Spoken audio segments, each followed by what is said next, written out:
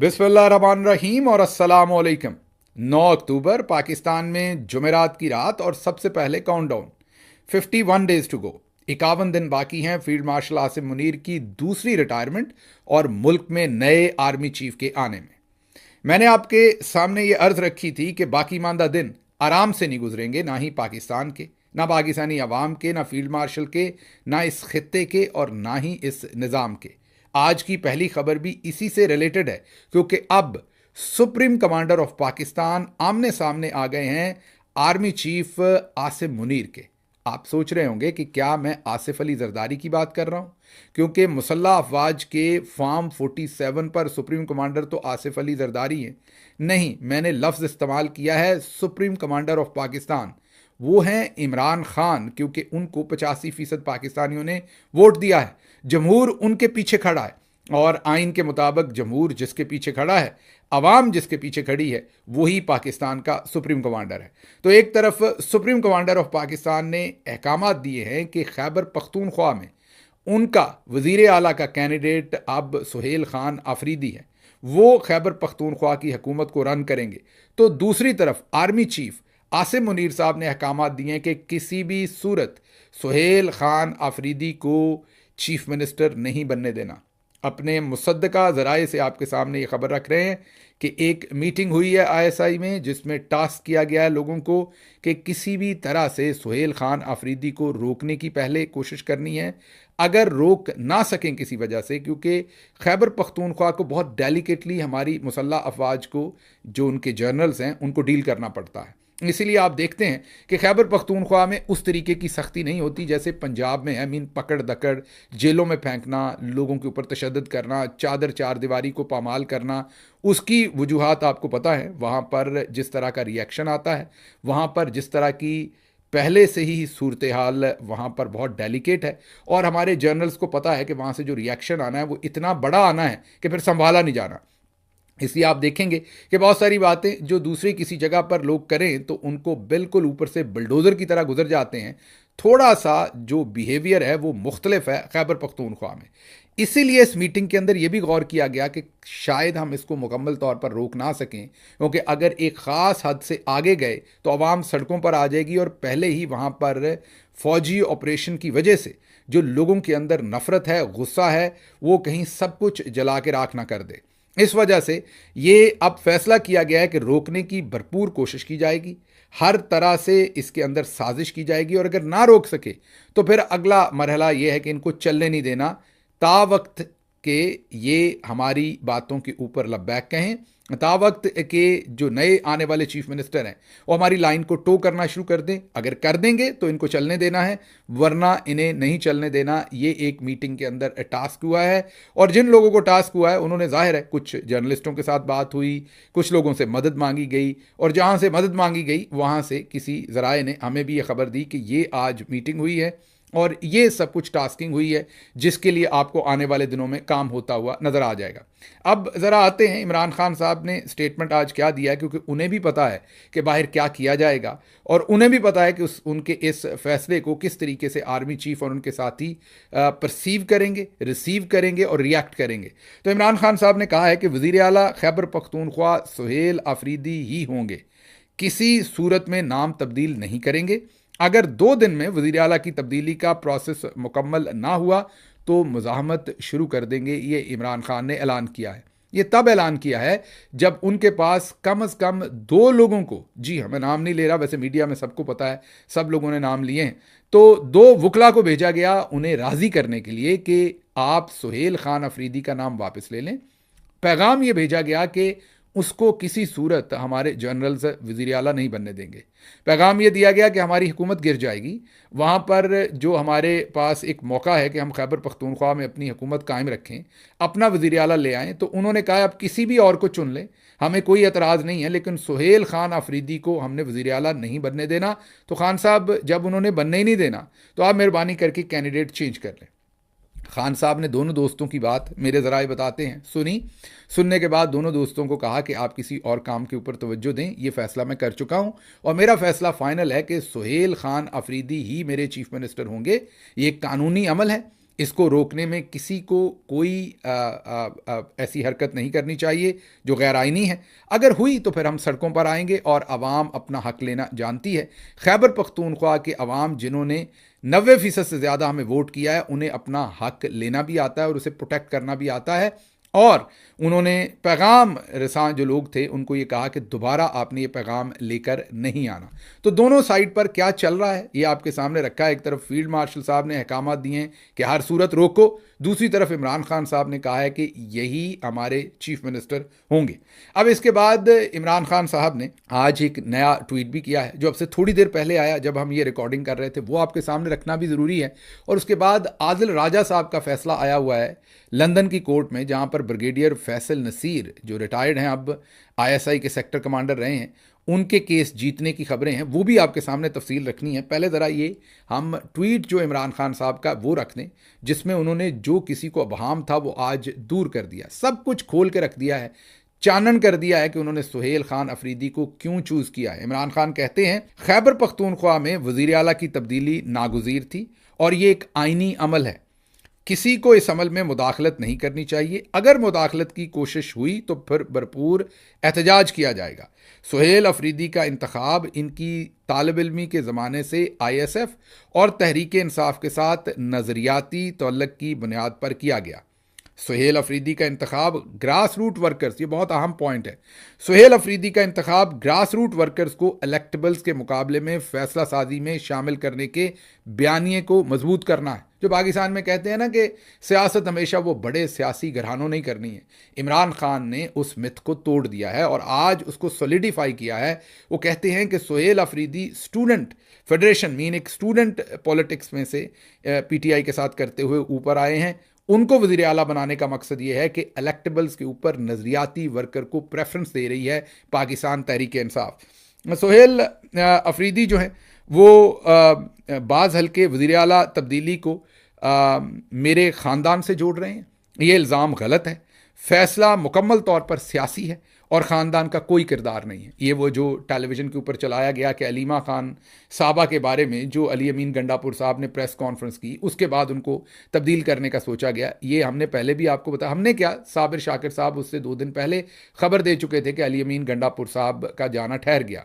फिर मैंने आपके सामने कल गुजारिश की थी कि आज से कोई हफ्ता पहले, कोई 5-6 दिन पहले गंडापुर साहब की मुझे 40 मिनट लंबी जो फ़ोन कॉल थी, उसमें भी अयान था कि मामलात किस तरफ जा रहे हैं। तो इसलिए ये कहना जो अलीमा खानम साहबा के बारे में उनकी प्रेस कॉन्फ्रेंस थी, वो तो उसके 2-3 दिन बाद की बात थी। तो ये फैसले सारे पहले हो चुके थे, बल्कि बहुत पहले हो चुके थे। मेरे ख्याल में तो खान साहब ने बहुत ज़्यादा रिस्ट्रेन दिखाई और बहुत लेट किया ये फ़ैसला, और वो वजह थी, ज़ाहिर है, वो अली अमीन गंडापुर को बहुत एतमाद करते थे और वो चाहते थे कि उन्हें मौका मिले और वो भरपूर तरीके से कल को ये ना कह सकें कि मेरे पास मौका नहीं था, वक्त नहीं था। तो मेरे ख्याल में उन्होंने बहुत मौका दिया और बहुत डिले किया अपने इस फैसले को। फिर उन्होंने कहा कि अली अमीन मेरे पुराने और वफ़ादार साथी हैं, मगर वो तनाज़ात में उलझे हुए हैं इस वक्त। उन्होंने कहा कि ये तनाज़ात इस पॉलिसी की वजह से पैदा हुए जो आसिम मुनीर ने दहशतगर्दी से निपटने के सिलसिले में अपनाई, जिसमें जामे सियासी हिकमत अमली की मुकम्मल कमी है। वो कहते हैं कि तनाज़ात इस वजह से हैं कि अली अमीन गंडापुर बजाय मेरी पॉलिसी के साथ खड़े होने के, उन्होंने उस पॉलिसी को अपना लिया जो फील्ड मार्शल आसिम मुनीर की है, जिसमें जंगी ऑपरेशन भी हो रहे हैं वहाँ पर, फ़ौजी ऑपरेशन भी, और बाकी भी आगे उन्होंने चीज़ें कवर की जो अफ़गानिस्तान के साथ हम कर रहे हैं और मामलात को बिगाड़ रहे हैं। उन्होंने कहा कि तवक्को है, उन्होंने मज़ीद ये कहा कि 2025 को दहशतगर्दी के हवाले से पाकिस्तानी तारीख़ का बदतरीन साल करार दिया गया। खैबर पख्तूनख्वा मज़ीद इस बोझ को बर्दाश्त नहीं कर सकता। तवक्को है कि नया वज़ीर आला और इसकी टीम अवामी नुमाइंदों के साथ मिलकर दहशतगर्दी के खात्मे और देरपा अमन के लिए जामे पॉलिसी अपनाएंगे। उन्होंने मज़ीद कहा कि गुज़िश्ता 2 दहाइयों में उनकी वाज़े हिकमत अमली की वजह से तहरीक इंसाफ के 3.5 साल में दहशतगर्दी काफ़ी हद तक काबू में थी। उन्होंने ये भी कहा कि ये झूठ है सरासर के तहरीक इंसाफ के ज़माने में जो दहशतगर्द थे, जो हथियार छोड़ चुके थे, हथियार फेंक चुके थे, उन्हें वापस लाकर बसाया गया, इसलिए दहशतगर्दी है। उन्होंने कहा ये बिल्कुल मंसूबा लेकर आए थे जनरल बाजवा, लेकिन हमारे इलेक्टेड जो नुमाइंदे थे उन्होंने इसको रिजेक्ट कर दिया।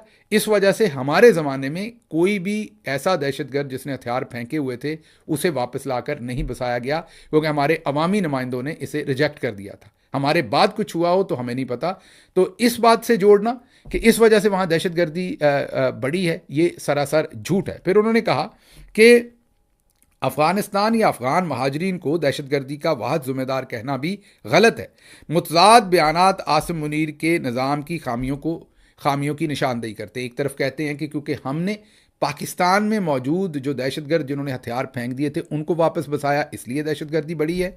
दूसरी तरफ कहते हैं अफगान महाजरीन की वजह से दहशतगर्दी बढ़ी है। तो कहते हैं इनके अपने ही बयान मतजाद हैं। एक तरफ पाकिस्तान के लोगों को जिम्मेदार बनाते हैं, एक तरफ अफगानिस्तान के महाजरीन को जिम्मेदार बनाते हैं, जो कि गलत है। अफगानिस्तान या अफगानिस्तान के महाजरीन को जिस तरीके से अफगान महाजरीन को यहाँ से धक्के देकर तजलील करके निकाला गया, वो जाहिर है किसी सूरत भी पाकिस्तान के मुफाद में नहीं था। फिर वो कहते हैं कि दहशतगर्दी के खिलाफ सिर्फ ताकत के इस्तेमाल से कामयाबी मुमकिन नहीं, बगैर सियासी बसीरत के फौजी ऑपरेशन और कोलैटरल डैमेज सूरत हाल को बिगाड़ देते हैं। जिनके घर वाले कोलैटरल डैमेज में मारे जाते हैं वो फिर बदला लेने के लिए हथियार उठाकर वापस रियासत पर हमले करते हैं, और यूं हम एक साइकिल में फंस जाते हैं और दहशतगर्दी जो है वो बतदरीज बढ़ती जाती है। उन्होंने फिर यह भी कहा कि सियासी इंतकाम और बेबुनियाद जो मुकदमात उन पर उनकी बेगम पर बनाए गए हैं, फील्ड मार्शल आसिम मुनीर चाहते हैं कि मैं झुक जाऊं। मेरा अपनी आवाम के साथ वादा है कि ना खुद झुकूंगा ना कभी उन्हें झुकने दूंगा। तो ये पैगाम है आज इमरान खान का। क्यों बनाया सुहेल अफरीदी को चीफ मिनिस्टर? क्या ये अलीमा खानम साहबा की वजह से जो अली अमीन हैं वो फारिग हुए?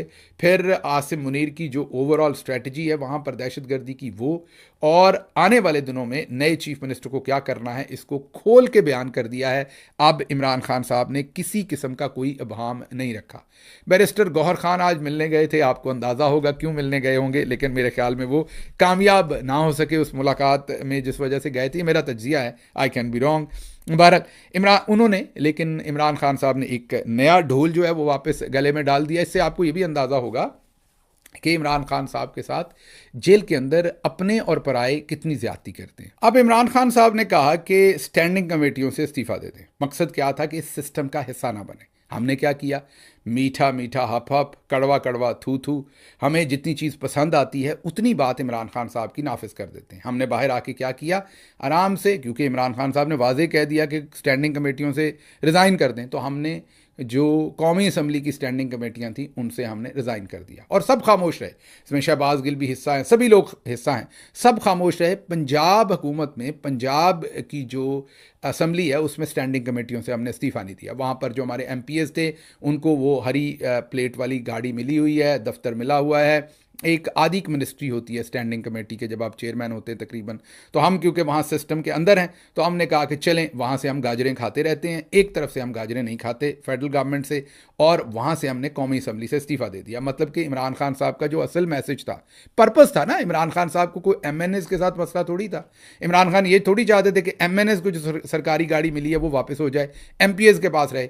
इमरान खान ने तो एक नज़रियाती तौर पर कहा कि हमें इस सिस्टम से अलग होना चाहिए और हमें एहतजाज की तरफ जाना चाहिए। हमने क्या किया? कौमी असम्बली से इस्तीफ़ा दे दिया, पंजाब असम्बली से इस्तीफ़े ना दिए।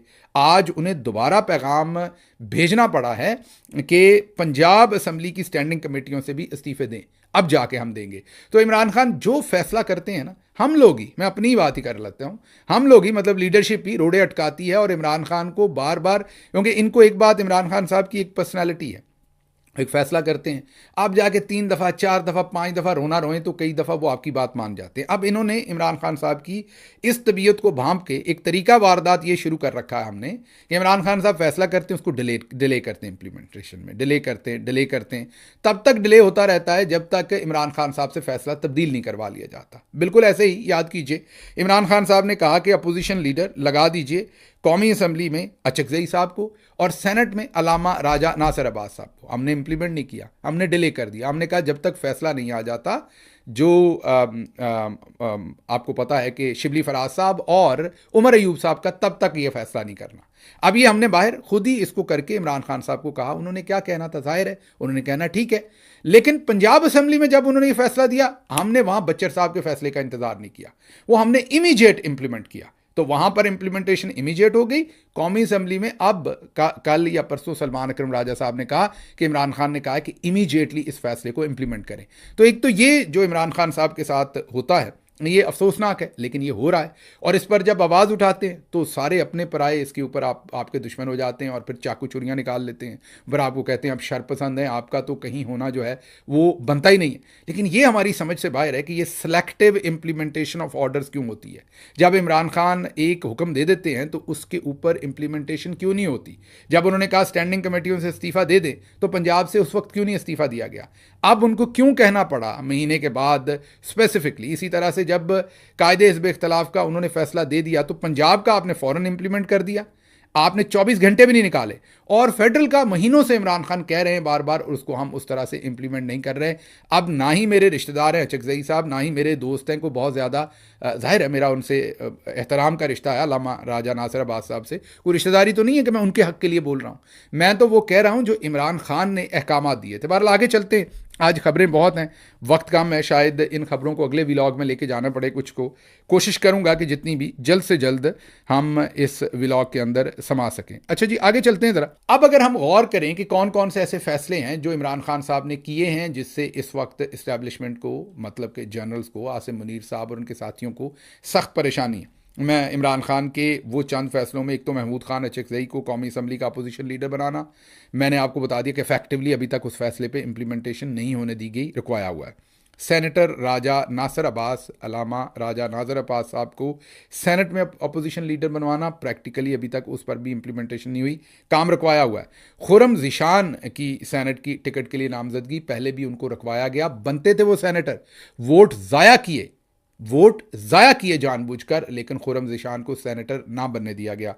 अब दोबारा उनको नॉमिनेट किया और अब सुहेल अफरीदी को खैबर पख्तूनख्वा का वज़ीर आला बनाने का फ़ैसला।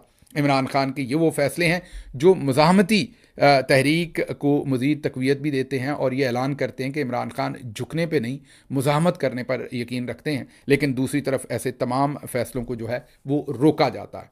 अच्छा, हुकूमत की ने भी आज एक प्रेस कॉन्फ्रेंस की है। डंटोनक साहब और उनके साथ एक कोई इख्तियार वली साहब है, I don't know who he is, but मेरा ख्याल नून लीग से हैं, खैबर पख्तूनख्वा से, तो उनको साथ बिठाया गया। उन्होंने भी बड़ी बातें की। उन्होंने कहा कि भगौड़े और इश्तिहारी मुराद सईद के साथी सुहेल अफरीदी को दहशतगर्दों की सहूलतकारी के लिए लाया जा रहा है और हम ये नहीं होने देंगे। मतलब एक इलेक्टेड MPA को जो खैबर से है, फिर ये कहते हैं कि सूबाइयत फैलती है, फिर ये कहते हैं कि छोटे सूबों में पंजाब से मैं यही कह सकता हूँ कि नाराज़गी है।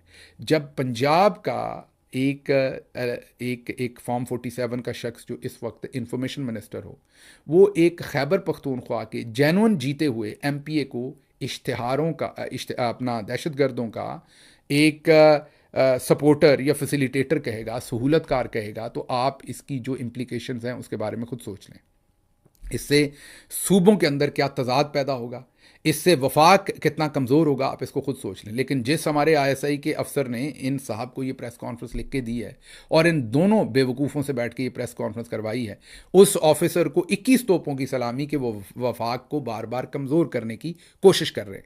खैबर पख्तूनख्वा के जो नॉमिनेटेड चीफ मिनिस्टर हैं उन्हें दहशतगर्दों का सहूलतकार कहा जा रहा है। ये वही रवैया है जो पिछले दिनों, याद कीजिए, जो अब्बासी साहब रेलवे के जो मिनिस्टर हैं इस वक्त, हनीफ अब्बासी, उन्होंने एक टेलीविज़न प्रोग्राम में तकरीबन तमाम पख्तूनों को, तमाम अफ़गानों को, तमाम पश्तूनों को तकरीबन दहशतगर्द करार दे दिया था।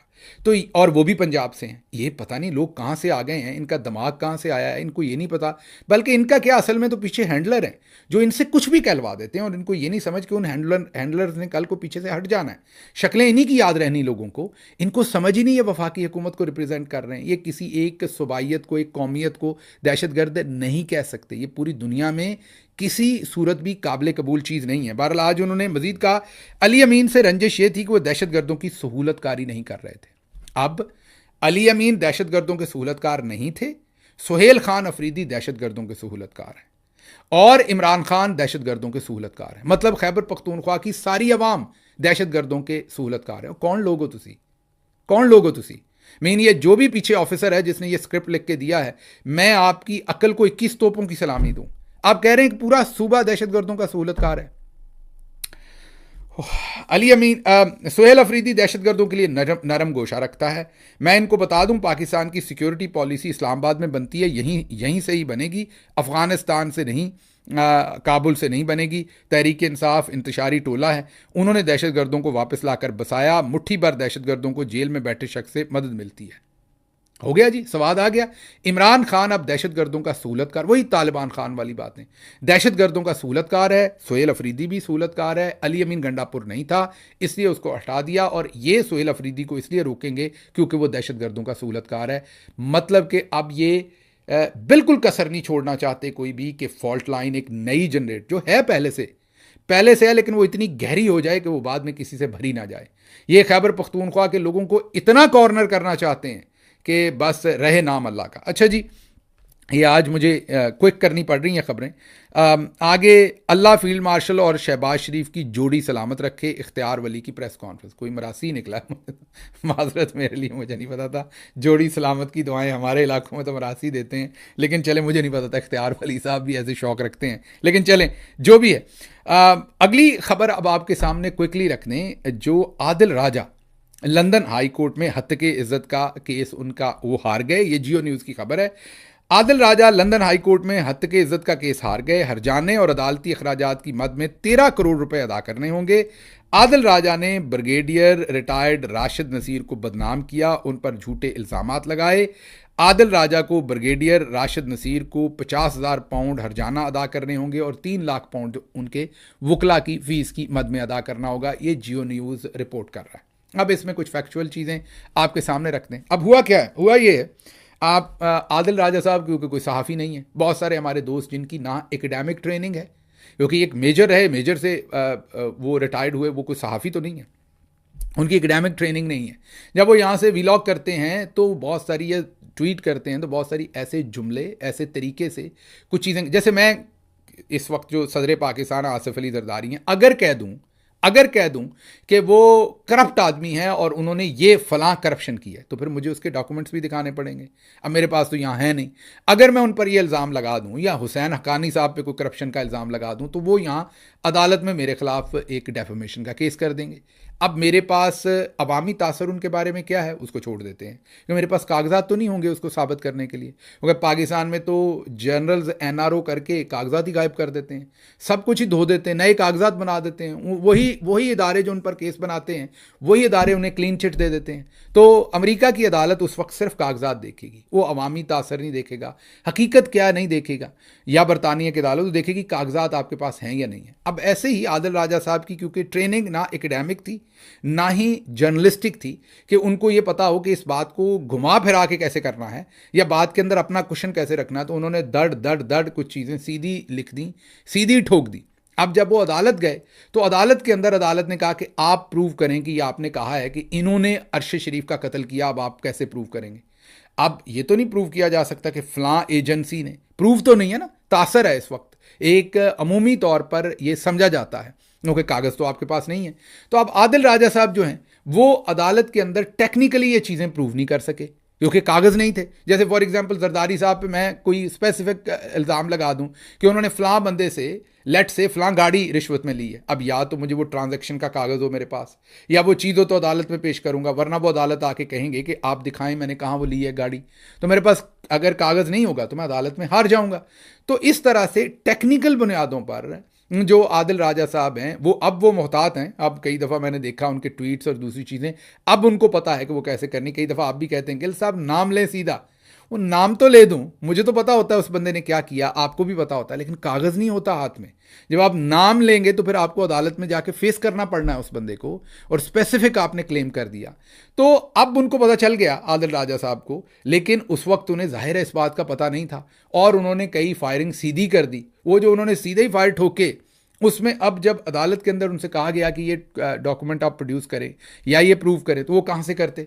तो टेक्निकल बुनियादों पर वो केस हार गए। दूसरे लफ्ज़ों में अगर उर्फ़े आम में आप कहें तो ऐसा ही हुआ है कि कोई मिलियन पाउंड मेरे ख्याल में, ये मेरा ख्याल है, खर्च किया होगा ब्रिगेडियर रिटायर्ड राशिद नसीर साहब ने। वो मिलियन पाउंड अगर खर्च किया है तो फिर वो कहाँ से आया, ये भी एक सवाल है, लेकिन वो खर्च किया होगा ये प्रूव करने को कि आदिल राजा साहब ने मेरी बड़ी बेइज्जती की है। पाकिस्तान से उठे, वो आए, उन्होंने $1 मिलियन खर्च किया ये प्रूव करने के लिए कि आदिल राजा साहब ने मेरी बड़ी बेइज्जती की है। अदालत ने सारी बातचीत सुनी, सारे कागजात देखे और कहा कि हाँ आप सही कह रहे हैं, आदिल राजा साहब ने आपकी बड़ी बेइज्जती की है।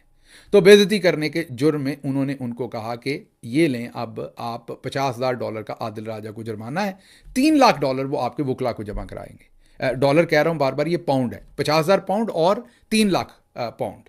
3 लाख वकला की फीस, 3 लाख की तो नहीं होगी वैसे फीस, तो मेरे ख्याल में मैंने दोबारा आपको कहा कि खर्चा ओवरऑल तो राशिद नसीर साहब का मुझे लगता है को $1 मिलियन के पास होगा, ये मेरा ख्याल है। तो अब उन्होंने कह दिया कि आप ये पे करें। अब आदिल राजा साहब के पास 2 ऑप्शन है, उनके पास पैसे होंगे तो पे कर देंगे, पैसे नहीं होंगे तो जिस बंदे के पास पैसे नहीं होते वो बैंक्रप्सी डिक्लेयर कर सकता है।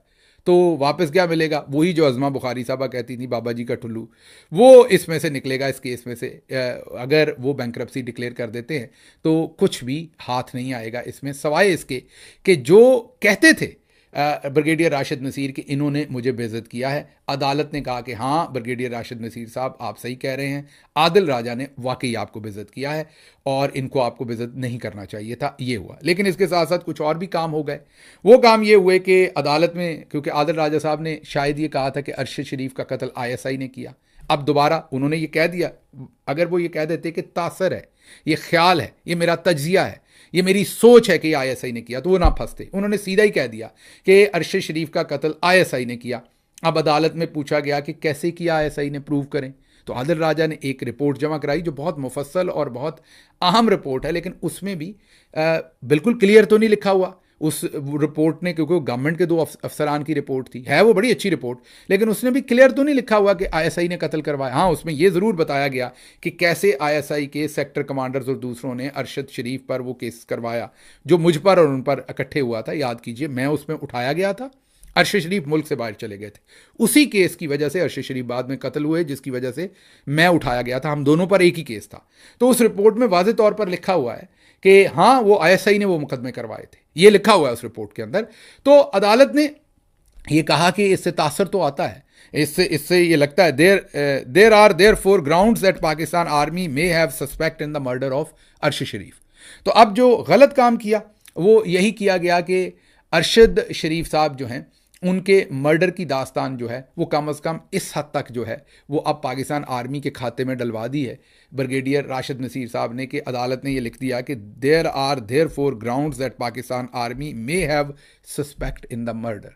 उन्होंने ये नहीं कहा कि नहीं है, उन्होंने ये नहीं कहा कि ISI नहीं है, उन्होंने कहा कि सस्पेक्ट हैं, बिल्कुल इन पर शक गुजरता है। जो हमने ये रिपोर्ट पढ़ी है, जो हालात वाक़यात हैं, उसमें लगता है कि ये अरशद शरीफ ने इनको अपना दुश्मन बना लिया था। और ये भी अदालत ने लिख दिया कि अरशद शरीफ का कत्ल मिस्टेकन आइडेंटिटी नहीं है, अरशद शरीफ का कत्ल टारगेटेड है, कत्ल प्लानिंग से किया गया और उसमें कीनिया से बाहर के लोग इन्वॉल्व हैं और सस्पेक्ट में उन्होंने आर्मी का नाम भी लिख दिया। अब राशिद नसीर साहब ने इसमें क्या खोया क्या पाया? मेरे ख्याल में तो उन्होंने अपना नुकसान किया, खामोश रहते तो बेहतर था। मेरी इत्तला है, मैं गलत हो सकता हूँ, ये मेरी इत्तला है कि जो अगर मैं गलत हूँ तो डिनाई कर दें। मेरी इत्तला ये है कि जो आदिल राजा साहब हैं उनको बरतानिया की शहरियत मिल चुकी है, अब उनको बरतानिया से बाहर भी नहीं भिजवाया जा सकता है इसके बाद या किसी भी चीज़ के बाद। तो फिर राशिद नसीर साहब ने इस सारे काम में से हासिल क्या किया ये मुझे नहीं पता। आप ज़रूर अपने कमेंट्स में मुझे बताइएगा। बहुत सारी खबरें थी, I am sorry couldn't cover, कोशिश मेरी थी कि आपके सामने ये सारी चीज़ें डिटेल में रखूं, कवर नहीं कर सका, व्लॉग भी लंबा हुआ, उसके लिए माजरत। लेकिन ये 2 अहम खबरें थी जो आपके सामने रखनी थी। अगले व्लॉग में काफ़ी कुछ रहता है, वो आपके सामने रखेंगे। मुझे यहाँ से इजाज़त दीजिए। अल्लाह आपका हामी और नासिर हो। पाकिस्तान जिंदाबाद।